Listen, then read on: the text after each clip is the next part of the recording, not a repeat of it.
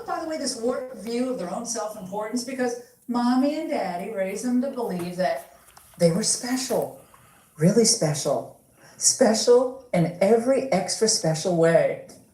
Come on, these are parents who hung their kids' soccer participation medals on the bulletin board in the kitchen. They helped them write their term papers. They helped them do their science projects. How else would an 8-year-old kid know how to design his own homework app?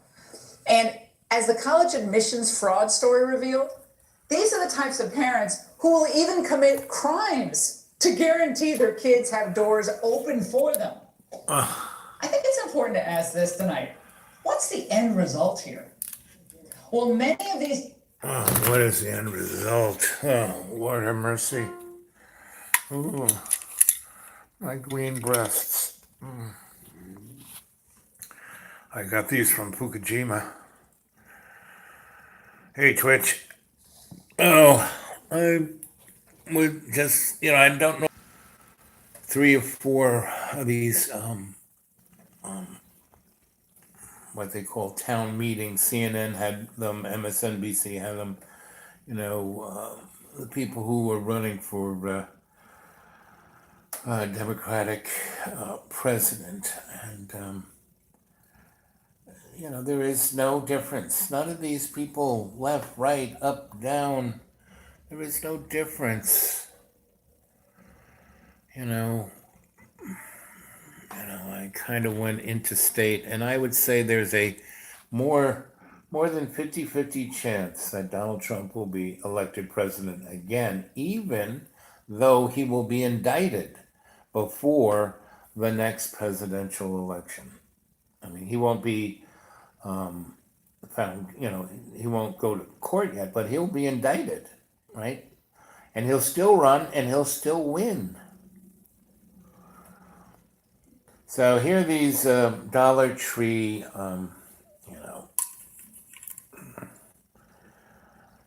things to celebrate St. Patty's Day. And that's just a racist holiday, Whereas Christmas today, Santa Claus, the jolly old Saint Nick in the red and white, that guy was invented by Coca-Cola, And it's, I don't know.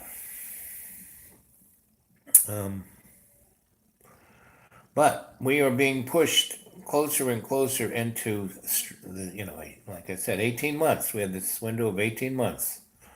And we either are going to bring forth an alternative aesthetic that people can feel, not believe in, not be representing their tribe of prejudice, and again, prejudice, all prejudice is your opinion. Doesn't mean you're racist. It just means you have an opinion that you believe that that's what is right, And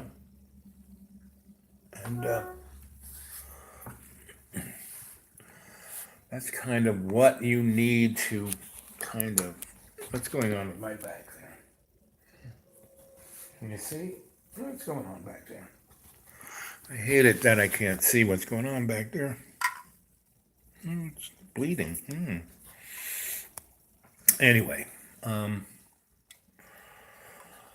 what do you guys have to say? I'm gonna let you guys just kind of think about it.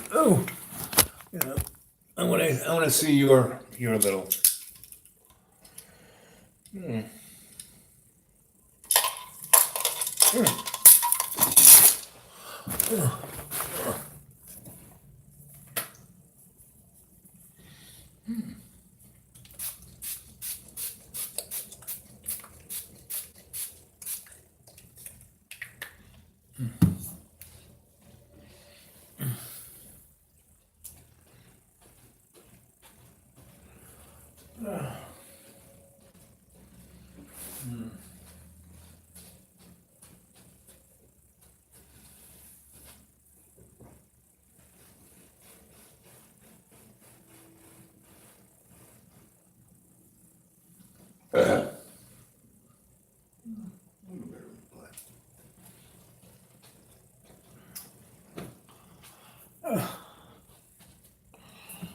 Okay,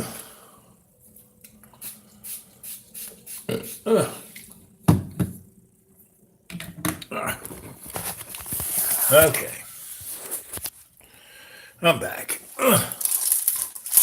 Not bleeding too bad. It's those bug bites I got. It's hard to take care of something when you can't even reach it. You know, it's like back there, those little sneaky devils. Oh, am I okay? Yeah, I'm always okay. You know, I'm the healthiest dead guy you're ever gonna see. You know, I just have a limited warranty. But I know when I die this time, I'm going home. So, but I'm here until I take care of business. You know, it's one of my little things I learned over the years is that you got to do everything you can do before you can move on. Right? I grew up in New York City. I lived in New York City, and for years I would leave it. I would, you know, I lived in Jamaica. I lived in Australia. I lived in Ireland. I lived all over Europe. I traveled all around the world, and there were a number of places that I could have stayed. There were a number of women I could have stayed with, and yet I came back to New York until I completed everything, right? And I finished everything I could ever do in New York, and I left in 2000. No, not I left in 1988 and never went back. And I only went back once in 2011 to see some friends, and one of my godchildren got married, and she said, "You better come to my wedding or else." So it was, you know, a little bit, you know, visiting. You can visit, but you know. And so from that point on, I went from there to Cornell, from Cornell to, you know, Asheville to a number of other places, and I completed everything. So here I am. You know, that's why I'm doing, you know, Dreamy Dreamland with Sensei Alba. You know, I'm here to to complete the circle, right? To bring forth and do my best at bringing forth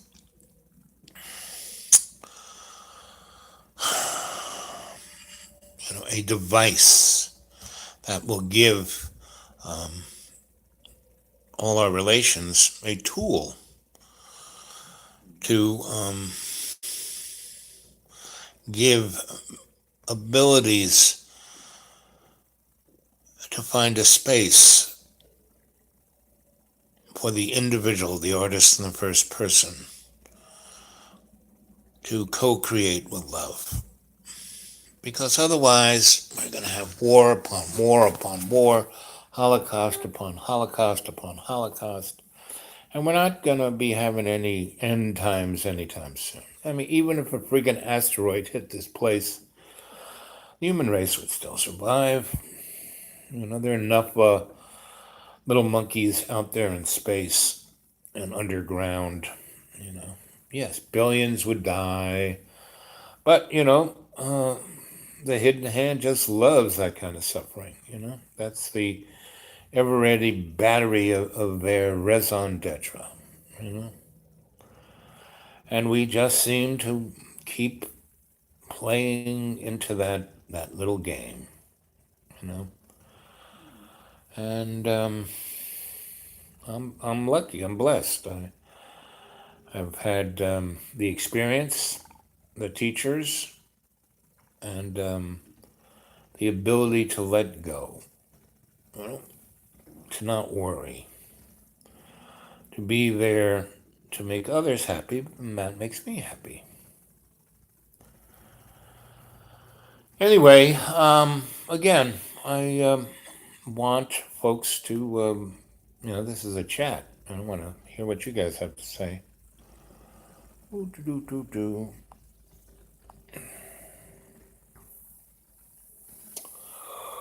I'm always okay, you know? Even when I was, you know, falling dead into a plate of spaghetti, I was okay. Even when they rolled me into the hospital and said, "Oh, you need open heart surgery, and we need to chop your legs off," and I said, I was still okay. You know? And I navigated. I didn't let them do that. Luckily, I had a really good lawyer right next to me.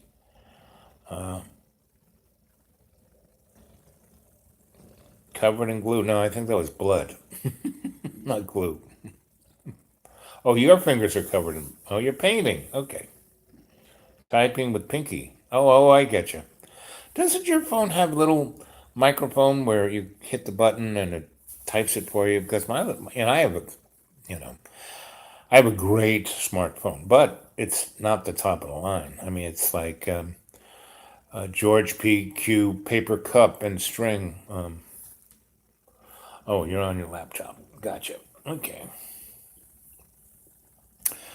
So, what piece of art are you creating there, Twitch?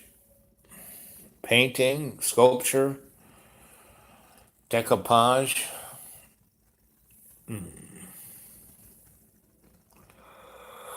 Anyway, ooh, paper mache. Oh, I love paper mache. This is one of my favorites. I really enjoyed being an artist. I had a good 10 years of making stuff. And I worked for artists. I worked for Andy Warhol and Dali and a whole bunch of others. And it was great. They paid me really good. I got to play and I got to schmooze in the world. And I could have, that's how you get someplace in the modern art world, and pretty much all the art world, ever been, is you've got to schmooze. And I schmoozed, but I used my schmoozing to do other things, to study and travel and just have a good old time. And that's what life should be about: learning who you are. You know, because Andy Warhol had to be one, at least in his time, one of the most successful artists, right? And I knew him pretty well, and he was a miserable guy. Not miserable as he was a miserable person. He just never felt like he fit in. He was semi-anxious, but he was so successful, he knew he didn't have to be anxious. So he kind of curbed his anxieties, but he was not a happy guy. I mean, he had his moments of being happy, um, and he liked best creating. And he liked best creating in a group. I mean, he made those movies because he liked making them with those people. You know, and they were weirder than he was, so he felt less weird. So it was, and Dolly, that boy wasn't.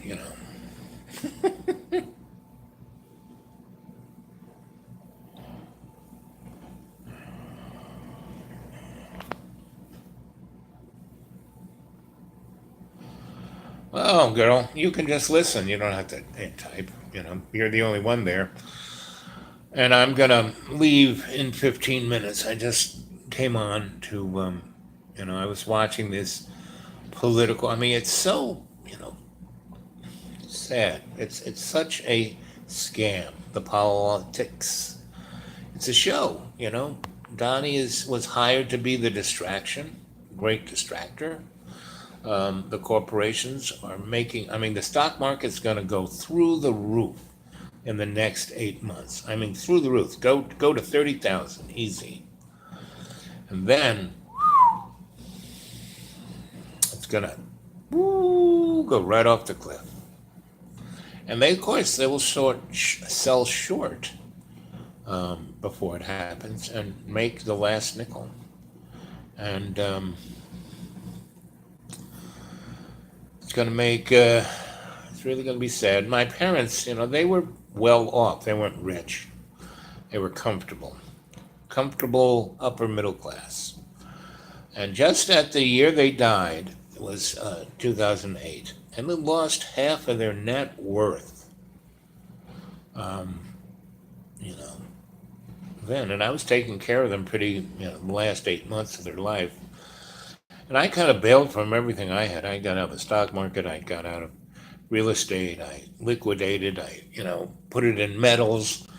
I thought we were going to end up in caves. So, I got myself out in the deep green. That's how I got that place set up kind of nice to be able to survive. And we kind of went sideways. Rather than off the cliff, we went sideways.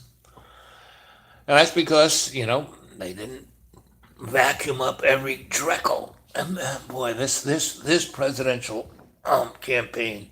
I mean that the guy, um, the good-looking guy from Texas who almost took out Senator Moron Boy, the most despised senator. Everyone hates his guts.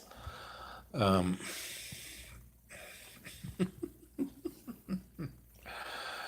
and Bernie, come on, he's part of the Klan.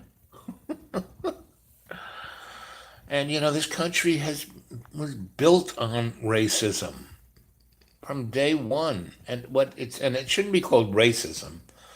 It should be called speciesism, because basically the powers that shouldn't be hate all humans.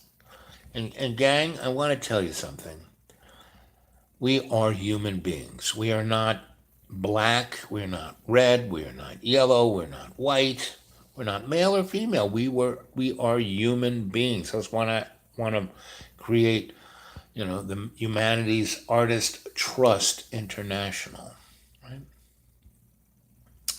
Because the greatest truth that humanity ever brings forth is art, creativity. You know, when humans write poetry, write plays, create paintings, Twitchy's art is amazing, and Dragon's art is amazing. All the people who write me letters and poems and paintings and sketches and pencils, it's amazing. Yep, we're all sparrows with fancy feathers. So, but we're easily led astray because we let, the little squirrel in our brain, which isn't who we are, this avatar, this mud puppet isn't who we are. Love's co-creation, our conscious awareness of our free will to choose love's co-creation. That's who we are. And when all our relations can come together within the dynamic of that, that's when things are going to work out fine. I mean, they're working out fine now. I mean, all my teachers and my masters have always told me everything is as it should be. When I was younger, and go, but look at all this. What about this? Blah blah blah blah blah blah. They'd all go, don't worry about it. Everything is as it should be, and it is. And yes, there is a good 60% chance that India and Pakistan will trade nuclear weapons. Each have about 100. So if they were to nuke each other, that would pretty much put all of Mother Earth into a nuclear winter. Just, if they didn't even launch all of their stuff, just if they detonated 50 or so, they each have 100. If they each, detonated 25 to 30, that would be enough to start a nuclear winter, meaning bring the temperature down 20, 30 degrees year round and knock out the light coming through our atmosphere to cause photosynthesis down by 30, 40%. Knock out, I would say 30 to 60% of the food that we would need, and that would starve maybe 2 billion people within half a year, 6 months. So if India and Pakistan were to just throw a few of their nukes at each other, that would probably kill 2 billion people within 6 months. And then probably another billion in the next year, and another billion in the next 4 years. So it would wipe out, it would take our population, which is now hovering towards 7 billion, or, somewhere between 7 and 9 billion, really, who knows. It would take it down to somewhere between 3 and 5 billion, cut it kind of in half. Maybe that'd be a good thing, you know? Maybe that would bring people to their senses. Now, a lot of people would suffer, but a lot of people are suffering right now, man. You go to Yemen, a lot of people suffering there. You go to Syria, a lot of people suffering there. You go to, you know, Iraq, a lot of people suffering there. Go to, and these were all instances. I mean, those countries were authoritarian, but so is ours. And and you know what I mean. So the only thing that's going to change this is if the cadre comes together and starts putting their pebbles into the pond, start making some of those waves. And Twitchy's doing it. She's making art. Make more art, write more poems, create more beauty. I mean, really, we don't need to, hey, hey, ho, ho, zombies gotta go. No, I'm sorry. You know, I used a little bit of that Fox News about, they were going on about Generation E, for entitlement. The rich have always been entitled. I went to a prep school with the richest people on the planet, and that was in 1964, 5, 6, 7, 8, and all those kids were entitled. Some of them were aware they wanted to do something different, but they couldn't escape it. Yay, cadre. Yep. So that's why I keep knocking these things out. Just to be there. Even if it's only 3 people, I'm here to, be a little bit sanguine, be a little bit funny, be a little bit joyous, be a little bit, positively motivating, because it's all going to work out in the end. And, the morons of the hidden hand slash powers that shouldn't be and the sock puppets, they're not winning. I mean, they're not even happy. I still work for those guys. They're not even happy. They never kept me around because I was always happy. I was always happy. Read like, Joseph Kennedy, my roommate at the Winchendon School. No, excuse me. He was at Canterbury.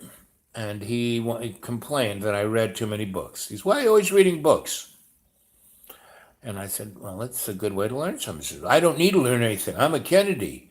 People do everything for me. And he is now a congressman. He is now a legislator.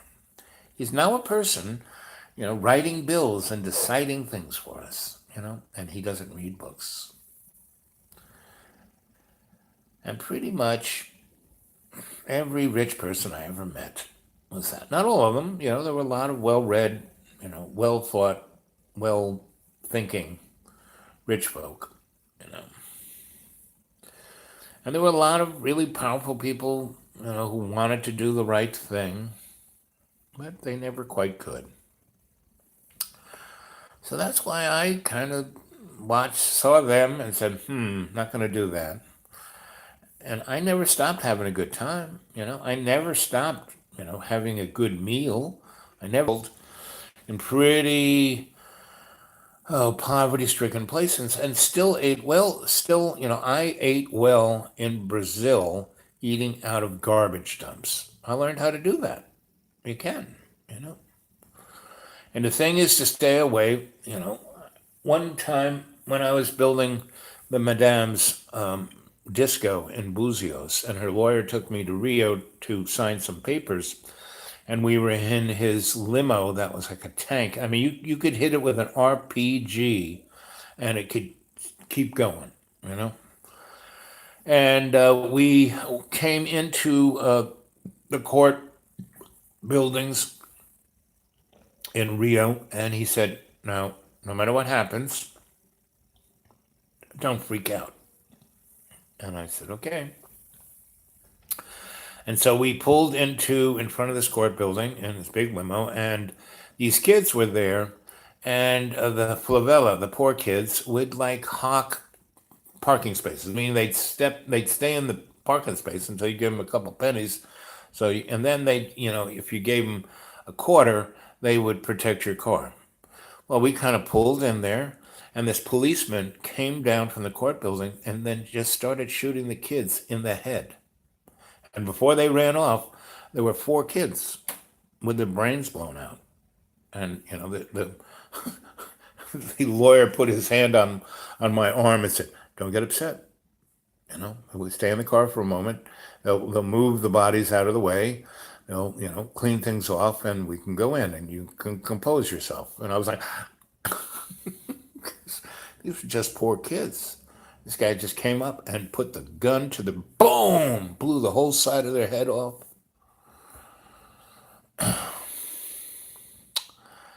And, it kind of happens here in America. When Rudy Giuliani had his, stop and frisk rules, during that period of however many years he was in charge, the police, a special police crew, went around and shot dead 900 young black men, and they died of lead poisoning. I mean, that was way more intense than the lynching I saw in 1968 in Greensboro, North Carolina, or South Carolina, whichever it was. And I had to photograph it for the newspaper. And it was like taking a picture of a football game. It was, and it's still the way it is, And that's what the hidden hand, the powers that shouldn't be, and the sock puppets do. They play people off each other, and they manufacture these situations, And then the thing that happened in New Zealand, if people just didn't talk about it, look at it, get upset about it, jump up and down about it, and did something in their life about it, that would be a big difference. That would make a difference. People wrote plays about it, wrote poetry about it, instead of, told us their opinion on as talking heads on TV. That's why, I keep saying, your sensei Al Bob here.